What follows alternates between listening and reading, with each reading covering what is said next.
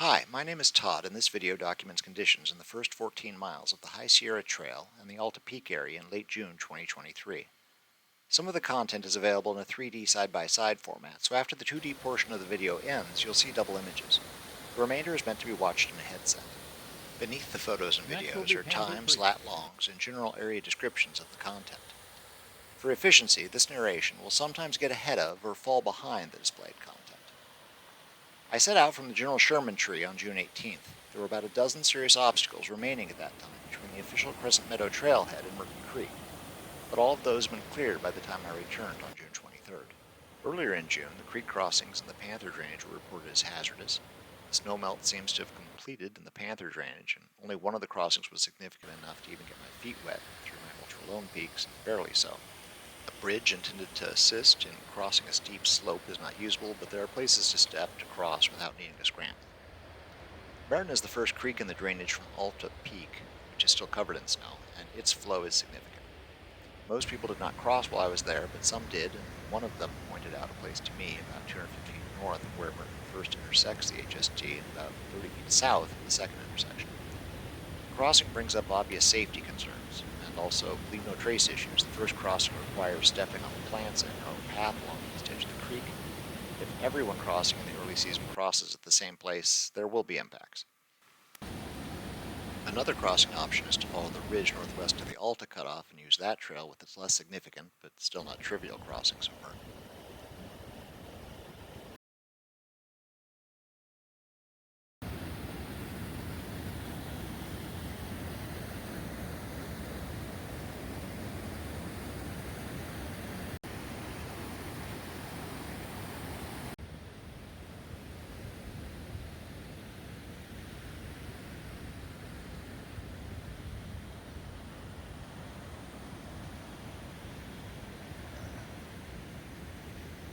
The rest of the creek crossings beneath Alta varied from get your feet wet to almost as serious as Mehrten. Views of the distant mountains were nice through here, and I couldn't resist including a marmot family that I saw.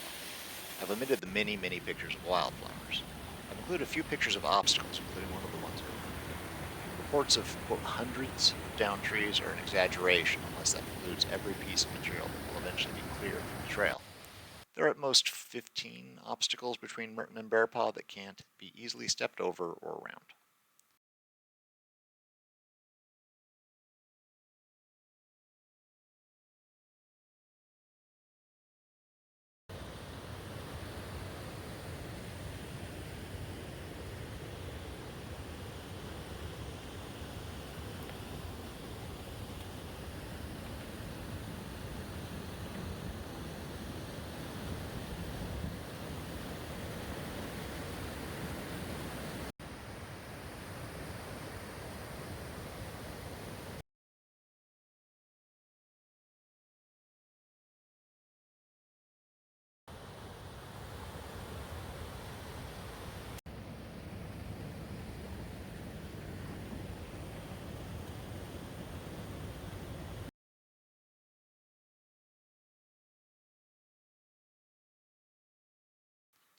The Buck Creek Bridge is in excellent condition. However, after the bridge, the trail goes up to the ridge and into the next valley, and that valley has many areas where the trail has become a creek, and many places where the trail is covered in weak snow bridges. I bypassed that area by hiking directly from coordinates in the comments to other coordinates in the comments. Sorry about the lack of photos/video there. The toilet and Bear Paw and all the food storage boxes along the way were in excellent condition.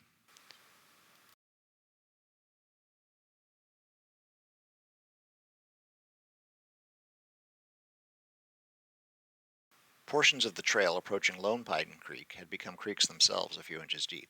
The bridge is in excellent condition and provides an excellent view.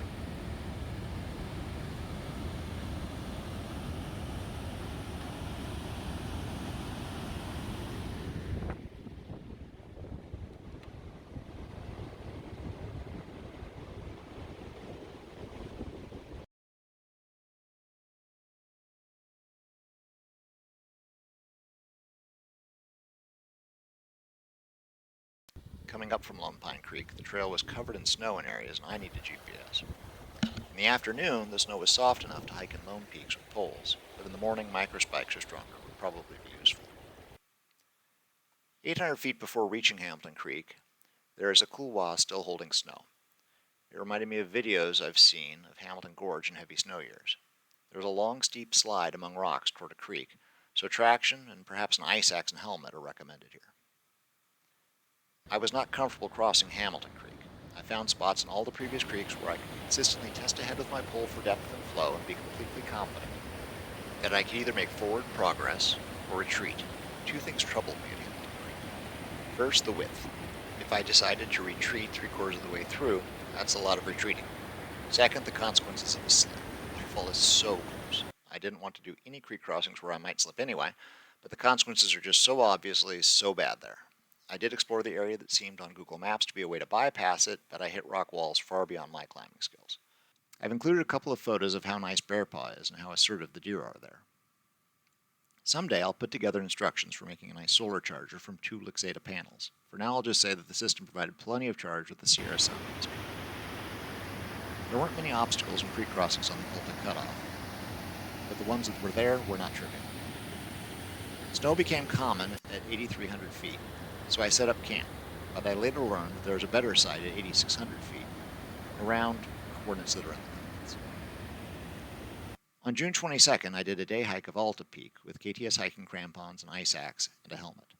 There was consistent snow above 8,800 feet, with some tree wells greater than 6 feet.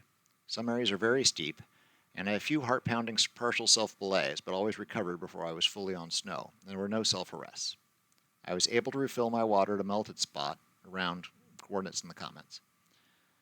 There were horizontal troughs a few inches deep and a few inches wide, pretty high up. It made me feel like it was a risky time to be there. I've taken a mountaineering class, but not one specializing in avalanches. I suspect that slope is getting ripe.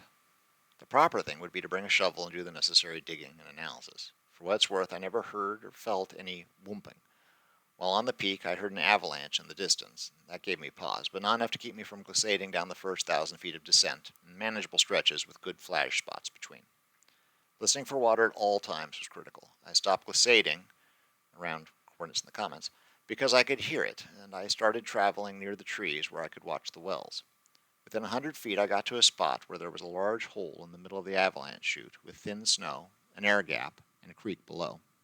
The entire hillside was basically one big snow bridge. The area around another coordinate was also pretty scary. I could hear water for a long time coming from various directions.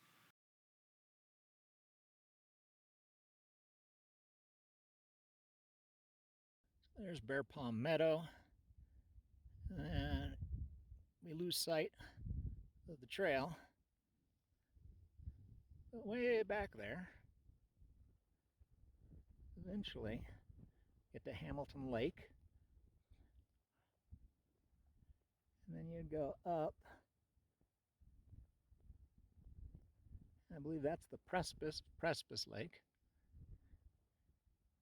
through Kauai Gap, and onward.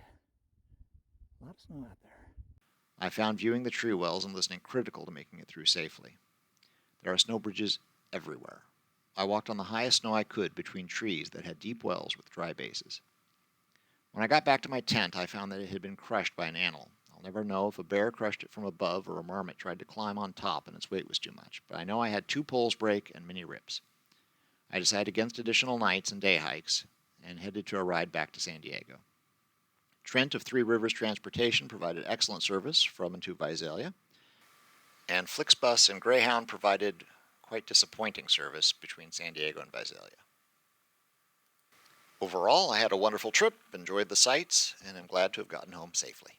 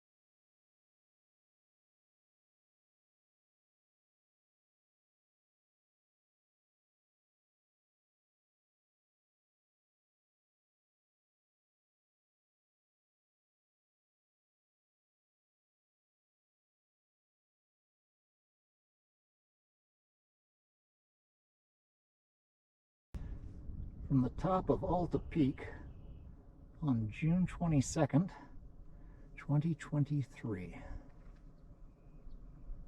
There was an historic snowfall.